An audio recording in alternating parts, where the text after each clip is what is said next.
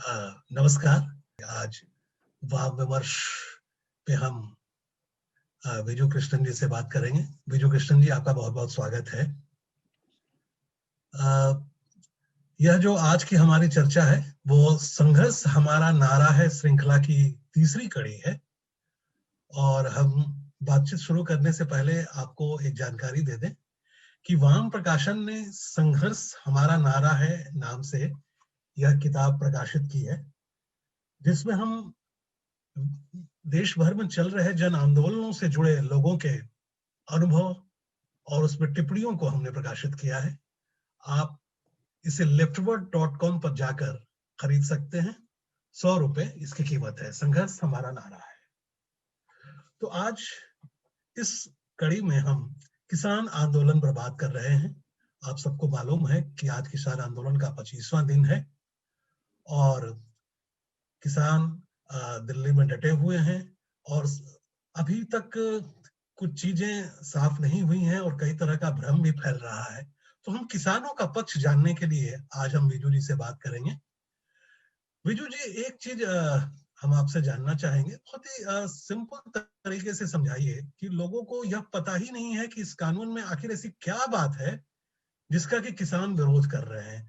तो आप हमें ये बताएं कि ये कानून क्या है और किन मुद्दों पर किसानों को ऑब्जेक्शन है। ये जो 3 कानून ले आए हैं, अचानक जो लॉकडाउन काल में जो 3 कानून ले आए, एक तो तीनों कानूनों का नाम अगर देखें बहुत ही आकर्षक और सुंदर नाम है। असली मकसद को छिपाने के लिए ये नाम दिया गया है। सरल रूप से अगर कहे, ये जो 3 कानून है, पहला कानून है मंडी तोड़ो और कॉर्पोरेट लूट बढ़ाओ कानून, और जो कृषि उपज मंडियों को खत्म करने का एक साजिश है। उसके साथ साथ दूसरा कानून है जो अवश्य वस्तु जो कानून है उसमें जो बदलाव ले आया गया, ये जमाखोरी और कालाबाजारी बढ़ाने के लिए एक कानून है। और तीसरा है कॉन्ट्रैक्ट खेती को या ठेका खेती को बढ़ावा देने वाला कानून। ये तीनों जो कानून अभी ले आया गया, ऐसा नहीं कि नरेंद्र मोदी का दिमाग में अचानक जून महीने में ये 3 कानूनों के बारे में एक सोच उठा और इसके चलते ये कानून आया है।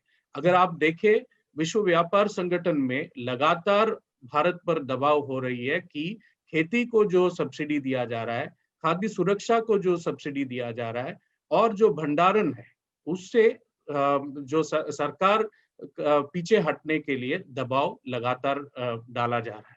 इन्हीं जो विश्व व्यापार संगठन में जो दबाव है उसको 2014 के बाद जब नरेंद्र मोदी पहले बार प्रधानमंत्री बने तो शांत कुमार कमीशन बिठाया गया था। ये शांत कुमार कमीशन भी जो WTO में विश्व व्यापार संगठन में जो दबाव होता था उसी को उनका रिकमेंडेशंस में भी वो सिफारिश किए हैं आगे। तो उन सिफारिश को या रिकमेंडेशंस को अभी लागू किया जा रहा है, जिसमें सरकार सरकार खरीद से पीछे हटने के लिए और भंडारण से पीछे हटने का और इसका निजीकरण के ओर ये 3 कानून आने वाले दिनों में हमको देखने को मिलेगा कि सरकार जो आज समर्थन मूल्य, न्यूनतम समर्थन मूल्य पर खरीद करती है उससे पीछे हटने में और उसके साथ साथ जो भंडारण है उससे भी पीछे हटने का एक साजिश इसमें है। आप अगर देखेंगे, ये जून महीने में जो कानून ले आया गया, पहले ऑर्डिनेंस के रूप में और फिर पार्लियामेंट में जिस तरीके से इसको पास किया गया, हम सभी गैर जनवादी तरीके से, वो आप सभी जानते हैं। पर ये जो 3 कानून आने से पहले ही 2014 और 2020 के बीच अडानी एग्री लॉजिस्टिक्स का लगभग 20 जगहों पे ऐसे बड़े-बड़े भंडारण का व्यवस्था शुरू भी हुआ। उस समय में आज जो अवश्य वस्तु कानून में जितना चाहे जो जमाखोरी का एक ये दिया जा रहा है, वो जैसे कि पहले से उनको मालूम है कि इस तरीके का एक कानून आने वाला है। It is preempting these, Adani has preempted these acts. और सरकार ये जो कानून ले आए, इन बड़े कंपनियों को फायदा मुनाफा देने के लिए ये 3 कानून ले आया गया। तीसरा जो कानून जो कॉन्ट्रैक्ट फार्मिंग का, ठेका खेती का, उसमें हम लोग देखे हैं पहले जो उदाहरण है उसका, इसमें किसान पूरा का पूरा कॉर्पोरेट कंपनियों का जो फसल वो चाहते हैं उसको वहाँ खेती करना पड़ता है, और जो दाम निर्णय होता है उनके साथ, चाहे वो एक करार भी हो, उसमें वो बेचना पड़ता है। पर उत्पादन के खर्च बढ़ रहे हैं और बहुत से ऐसे तरीके हैं जिससे किसानों को सही दाम से वंचित भी किया जा सकता है। इसलिए तीनों कानून रद्द करने के लिए किसान एक मत है, और आप सभी देखेंगे कि इतना साफ तरीके से किसान नारा लगा रहे कि अदानी अंबानी के कानून वापस हो या रद्द करो।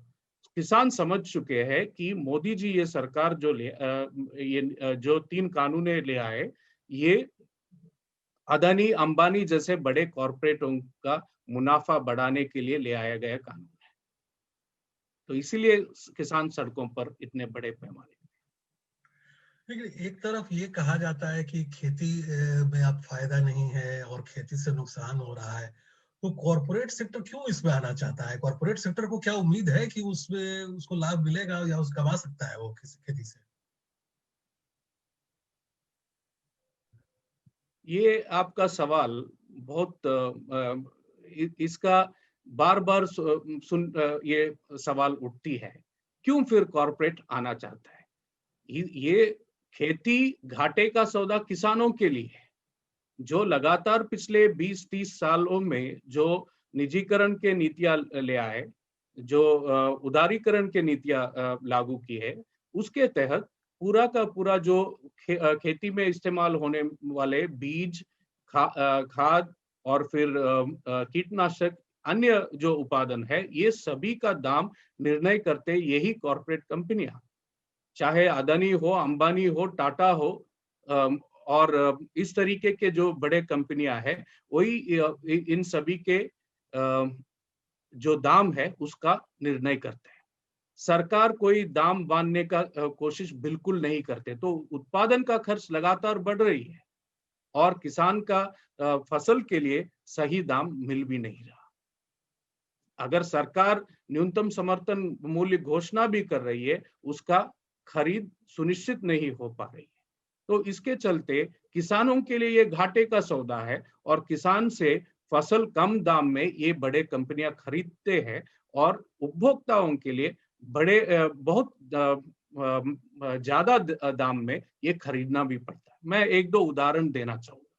2014 में जब नरेंद्र मोदी सरकार आई थी, कुछ ही दिन बाद हम सभी देखे कि बाजार में अरहर दाल लगभग 220 रुपया किलो। उस समय मैं कर्नाटक का गुलबर्गा जिला में उस समय एक कार्यक्रम के लिए गया था। गुलबर्गा में सबसे ज्यादा अरहर का खेती होती है, वहां के छोटे किसान खास तौर पर, और उनको वहां 35 और 40 रुपया सिर्फ मिल रही थी, क्योंकि सरकारी खरीद नहीं है। सरकारी खरीद भी अगर होती, उस समय शायद 50 रुपया 1 किलो का उस समर्थन मूल्य था।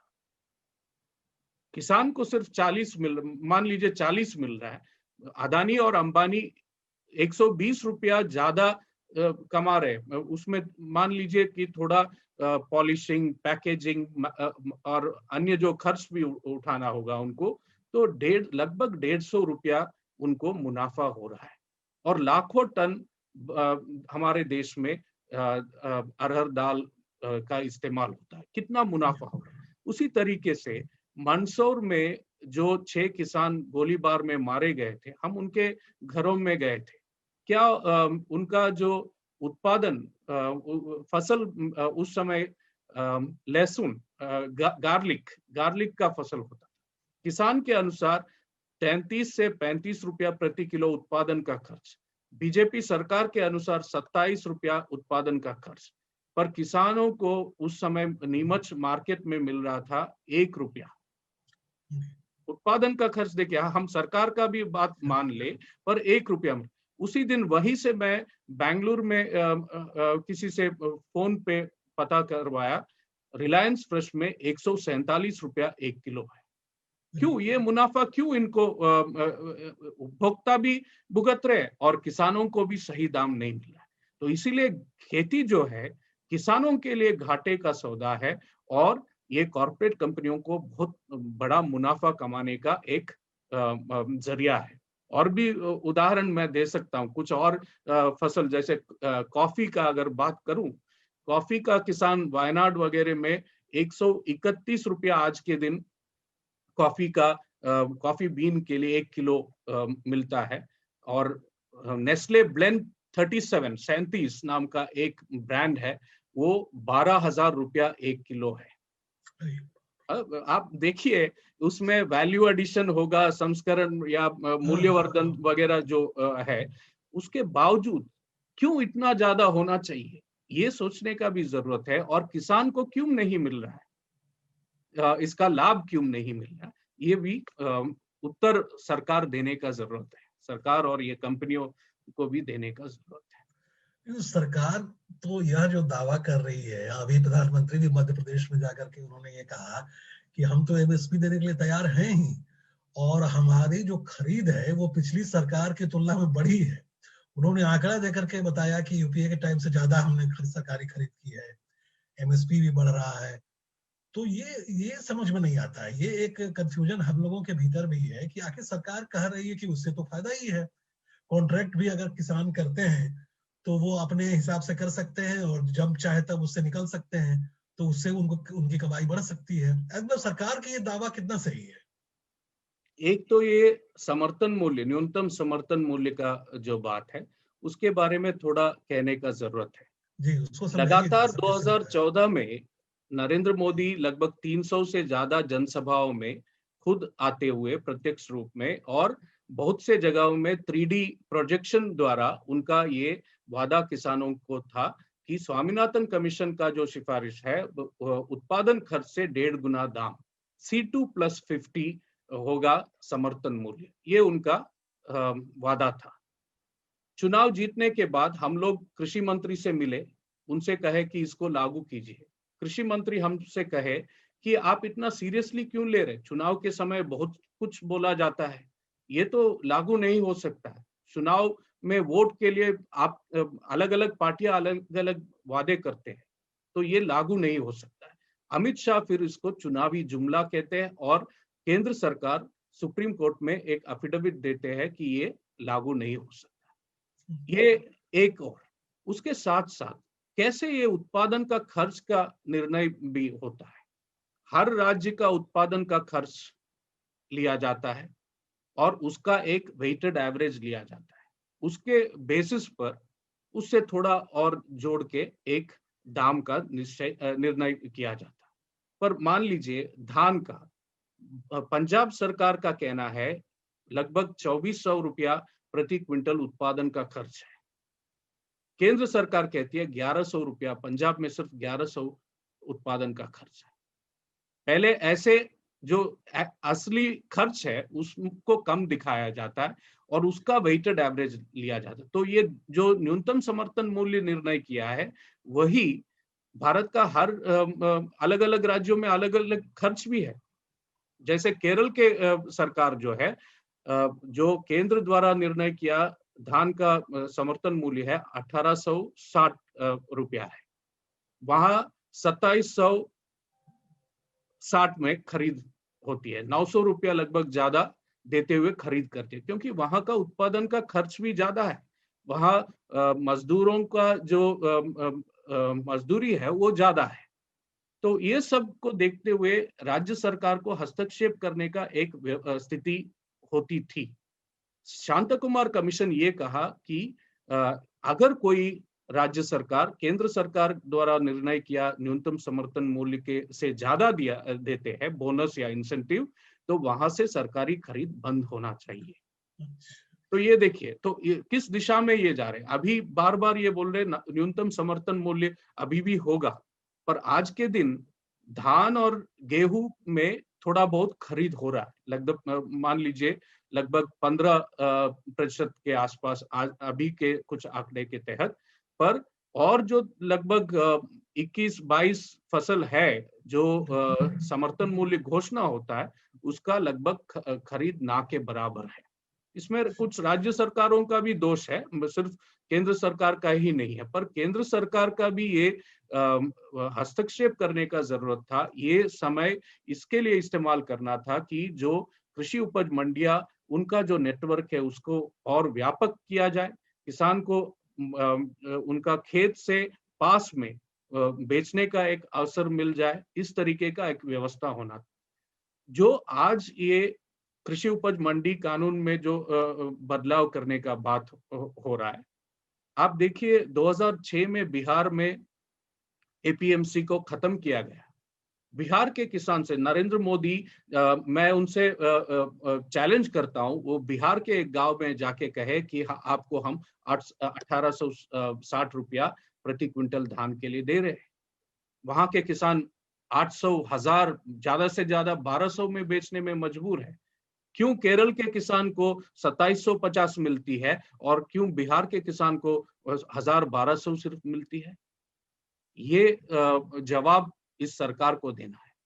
और लगातार उत्पादन के खर्च बढ़ रहे हैं, इस बात पर चुप है सरकार। क्यों उत्पादन का खर्च बढ़ रहा है? सरकार जो बीज, खाद, कीटनाशक और अन्य जो चीज जो किसान को जरूरत पड़ता है, उसका दाम बांधने का कोई कोशिश हो रहा है? बिल्कुल कोई कोशिश उस दिशा में भी नहीं है।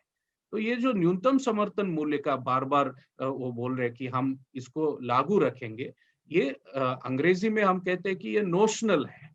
हमारे एक किसान नेता थे तमिलनाडु के, कॉमरेड वरदराजन, वो कहते हैं कि बच्चे चाचा से मिठाई मांग रहे थे, तो चाचा एक कागज पर मिठाई लिख दिए और बोले कि खा लो। ये जो ये जो समर्थन मूल्य लगभग आप मान लीजिए 2500 बना दिए समर्थन मूल्य, और कोई खरीद नहीं है, कोई मंडी नहीं है, तो फिर कहां से इसका किसानों को फायदा होने वाला? वहीं पे ये सरकार आज बोल रहे हैं कि ये बड़े कंपनियां जो है आपको सही दाम देंगे। 91 में कांग्रेस सरकार कहे थे कि आपको अंतरराष्ट्रीय बाजार का जो दाम है हमारे किसान को मिलेंगे। और बहुत से किसान संगठन भी उस समय एक गलतफहमी में था कि, और भ्रम में था कि ये सही होने वाला है। जब अखिल भारतीय किसान सभा जैसे संगठन इन नीतियों का विरोध किया, तो बहुत से संगठन ऐसे थे इसके समर्थन में भी। शरद जोशी के शेतकारी संगठन और इस तरीके के कुछ संगठन पूरा समर्थन में भी। आज भी उस तरीके के कुछ संगठन को सरकार खड़ा कर रहे हैं। हम लोग का अखिल भारतीय किसान संघर्ष कोऑर्डिनेशन कमेटी है। अखिल भारतीय किसान कोऑर्डिनेशन, उनमें कोई संघर्ष का ये कॉन्सेप्ट है ही नहीं। अखिल भारतीय किसान कोऑर्डिनेशन कमेटी नाम का कोई एक संगठन को खड़ा करते हुए वो लोग इसका समर्थन में बात कर रहे हैं। क्यों लाखों किसान आज सड़कों पर रहे, ठंड में और इतना मुश्किलें झेल के क्यों आ रहे हैं? ये सरकार इसका एक जवाब देने का जरूरत है। अगर सरकार इतना उनको बिल्कुल कोई संदेह नहीं था कि ये किसान के हित में थे, तो क्यों लॉकडाउन काल में बिना कोई चर्चा के ये 3 कानून ले आए? किसान संगठनों से बात हो सकता था। फेडरल व्यवस्था में राज्य सरकारों से बात करना जरूरी था हमारे संविधान के तहत। क्यों राज्य सरकारों से बात नहीं किया? जो आज एक वन नेशन वन मार्केट का बात कह रहे, जैसे पहले वन नेशन वन टैक्स का बात कहे, पूरा केंद्रीकरण का एक प्रक्रिया जारी है।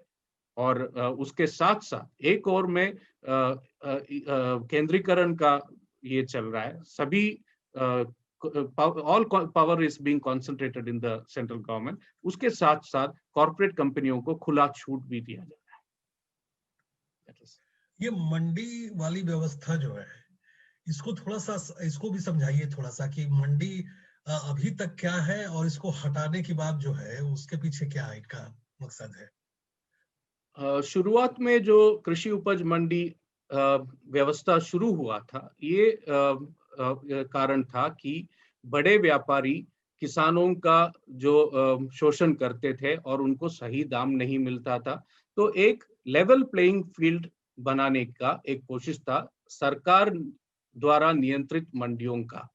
तो उसमें यहाँ चाहे वो जो वेइंग में तोलने में वगैरह जो दिक्कतें होते थे, इस तरीके के काफी मुश्किल किसानों के सामने होता था। ये सभी भी एक डिस्प्यूट को रिजॉल्व करने का एक व्यवस्था भी उसमें था, ऑक्शन का एक व्यवस्था था।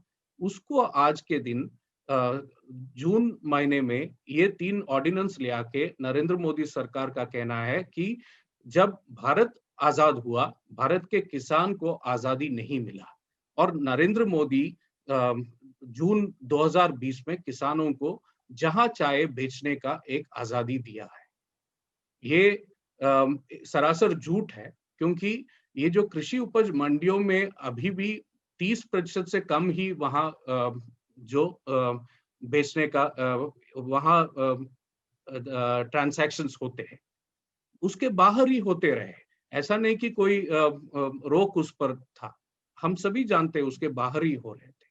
पर आज जो है ये कह रहे हैं कि ये बड़े कंपनियां सीधा किसानों से एक सौदा करेगी, और ये जो सौदा करने का बात है, बड़े कंपनियां वॉलमार्ट हो, पेप्सी हो, अदानी अंबानी जैसे कंपनियां हो, और एक जो बटाईदार या फिर भूमिहीन किसान या छोटे किसान, उनके बीच का एक कहां से एक लेवल प्लेइंग फील्ड होता है, मतलब समानता कहां से है, और ये बार्गेनिंग कैपेसिटी इन किसानों के पास उस तरीके से नहीं होता। तो हम लोग अभी जो कुछ उदाहरण मैं आपके सामने रखा था, उसी तरीके से बहुत ही कम दाम में किसानों से ये उनका फसल का खरीद होगा, और बाद में क्योंकि आज ये कानून में बदलाव करते हुए जमाखोरी और कालाबाजारी को बढ़ाने के लिए भी एक ये जो कानून ले आया गया, उस कानून में भी अभी से चावल हो, गेहूं हो, दलहन, तिलहन, आलू, प्याज, ये सभी अवश्य वस्तु का दर्जा से हट जाएगा।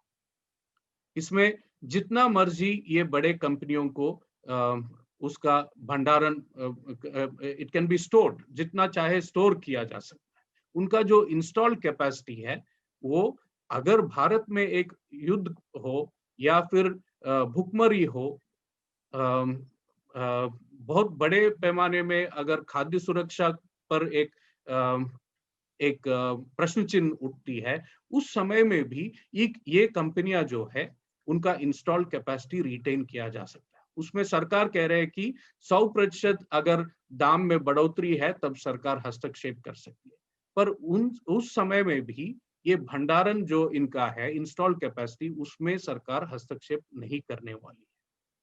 बाहर जब भारत के जनता भुखमरी से जूझते हैं, तो उस समय में भी ये कंपनियां बाहर देशों को एक्सपोर्ट करने में भी उस पर कोई रोक नहीं है। महंगाई हो सकता है, उसमें उस समय में भी कोई इन पर नियंत्रण नहीं होने वाला। तो ये कानून भी आया था 50 के दशक में, वो भी इसी के लिए था कि कालाबाजारी पर रोक लगाओ, जमाखोरी पर रोक लगाओ, और महंगाई पर रोक लगाने के लिए।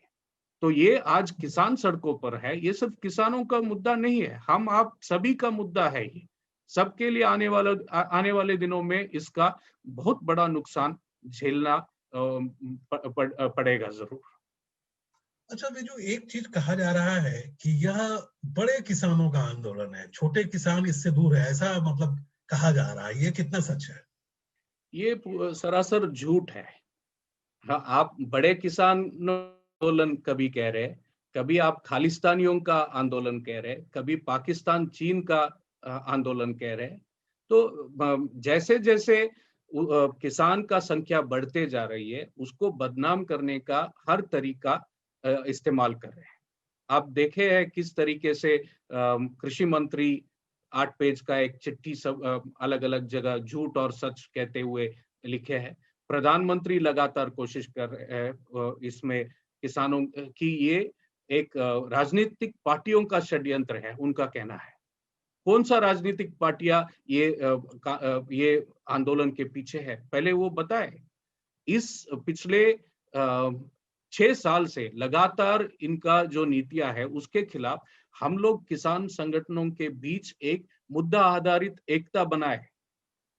ये मुद्दा आधारित एकता है, हम लोग के बीच में भी सभी विषयों पर एक मत नहीं है, पर ये जो 3 कानून है और जो इलेक्ट्रिसिटी एक्ट में जो बदलाव लिया, बिजली कानून में, ये चारों किसान विरोधी है, उसको हटना चाहिए। उसके इर्द गिर्द बना हुआ एक एकता है।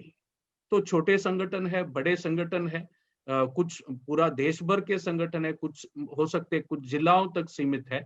उसके साथ साथ अगर समर्थन मूल्य सुनिश्चित नहीं किया जा सकता, अगर कृषि उपज मंडियों का व्यवस्था खत्म होती है, सभी किसानों को इसका नुकसान होने वाला है।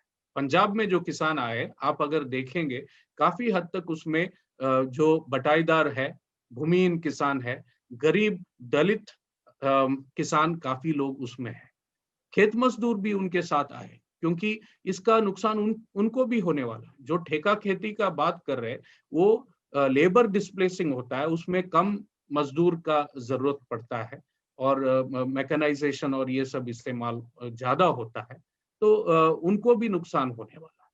तो ये सभी एकजुट होके आए हैं। आप देखेंगे इसको एकजुटता दिखाते हुए और भी संगठन आ रहे हैं, आदिवासी दलित संगठन आ रहे हैं। आजकल हम देख रहे हैं पूरा देश भर में, जैसे पहले नेशन फॉर फार्मर्स नेम का एक एकजुटता बना था, उसी तरीके से शिक्षक किसानों के लिए, वैज्ञानिक किसानों के लिए, विद्यार्थी किसानों के लिए, युवा किसानों के लिए, जो एडवोकेट्स है वो किसानों के लिए, इस तरीके से एक एकजुटता की भी पूरा देश में उभर के आ रही है। इस एकता और ये एकजुटता से भौखलाते हुए ये सरकार इस तरीके से अलग अलग आरोप लगा रहे हैं। लेकिन सरकार तो बिल्कुल अड़ी हुई है, तो ये कब तक चलेगा? मतलब क्या इसका रिजल्ट आपको लग रहा है? मतलब अभी क्या उम्मीद की जाए कि कोई समाधान निकलने वाला है क्या? नहीं, ये तो सरकार का रवैया आप देख ही रहे हैं। हाँ, इसीलिए मैं पूछ रहा हूँ, और सरकार तो हमारे बिल्कुल अड़ी हुई है, वो तो तैयारी नहीं है। मैं केरल से आता हूं, पर कर्नाटक में ज्यादा रहा हूं। उसमें कहते हैं कि जब संकट आती है तब भगवान वेंकट रमन का सोचना शुरू करते हैं। अभी संकट आ रही है, देख रहे हैं पूरा दुनिया के किसान सड़कों पर है, तब बोल रहे हैं कि हम विपक्षी पार्टियों के सामने हम झुकने के लिए तैयार है, हाथ जोड़ते हैं। आज देख रहे हैं कि अलग अलग जगह गुरुद्वारों का में जा रहे हैं। अचानक इस तरीके का एक ये भी चला हुआ है। पर यह है कि किसान एकजुट है, किसान तैयारी के साथ आए, 5-6 महीने का तैयारी के साथ आए हैं। मैं पिछले 30 साल से छात्र आंदोलन, किसान आंदोलन, अलग अलग जन आंदोलन से जुड़ा हूं। इस तरीके का एक तैयारी मैं इससे पहले कभी नहीं देखा। और इससे पहले नासिक मुंबई लॉन्ग मार्च में भी हम लोग शामिल थे। उसमें जिस एक जो तैयारी था वो 6-7 दिन के लिए था। पर यहाँ जिस तरीके से किसान आए, खास करके पंजाब और हरियाणा के किसान शुरुआत में जो आए, पूरा तैयारी के साथ सब परिवार वो आए हैं, क्योंकि वो जानते हैं ये कानून अगर लागू हुए, भविष्य पर भी बहुत बड़ा खतरा और इन कानूनों से है। राजस्थान हरियाणा के जो बॉर्डर हो, पलवल जो हरियाणा बॉर्डर है, और गाजीपुर में, वहां पे भी बड़े पैमाने में उत्तराखंड से ये कोशिश करना चाहते हैं, ये दिखाना चाहते हैं कि सिर्फ पंजाब का मुद्दा है। तो गाजीपुर बॉर्डर जाके देखे, हजारों की संख्या में लोग हैं, उसमें उत्तराखंड से भी लोग हैं, उत्तर प्रदेश से भी है। पलवल में हरियाणा के लोग हैं, उत्तर प्रदेश के लोग हैं और मध्य प्रदेश के लोग भी आए। यहाँ राजस्थान हरियाणा बॉर्डर में राजस्थान और हरियाणा का लोग है ही। गुजरात से, मोदी और अमित शाह के गुजरात से काफी लोग, वहां के पुलिस से बचते हुए, वहां जिस तरीके से एक बर्बरतापूर्ण तरीके से उन पर दमन भी चल रहा है, उससे बचते हुए गुजरात के किसान भी वहां पे आए हैं। अब 23 तारीख को महाराष्ट्र से वहां आने वाले, देश के हर राज्य में आंदोलन जारी है। दिसंबर 5 तारीख को पूरा देश भर में हजारों जगहों पर, छोटे गांव हो सकते हैं, शहर में हो सकता है, मोदी, अदानी और अंबानी का पुतले जले हैं। ये पहले कभी नहीं सोच सकते थे, पिछले 4-5 साल पहले या 2 साल पहले, पर जहां 4-5 लोग ही जुटे हो, वो भी इनके इसके खिलाफ। और आज 20 तारीख को पूरा देश भर में ये आंदोलन में 30 किसान शहीद हुए, उनको श्रद्धांजलि दिया जा रहा है। ये सरकार और ये प्रधानमंत्री अभी तक, अभिनव नीरव चक्रवर्ती है अभी जो हमारे देश में, वो अभी तक ये जो किसान इस ठंड में यहाँ आंदोलन में आए, जो शहीद हुए, उनको श्रद्धांजलि तक नहीं दिया है। तो ये है स्थिति। तो किसान समझ रहे हैं कि उनका भविष्य का ऊपर खतरा है और जी जान दे के इसके खिलाफ लड़ेंगे और उसके लिए पूरा तैयारी के साथ आए हैं। विजू, आपने हमसे बात की और कई महत्वपूर्ण जानकारी दी, इसके लिए बहुत बहुत धन्यवाद। और इसी के साथ हमारा ये वाम विमर्श कार्यक्रम समाप्त होता है। नमस्कार। नमस्कार।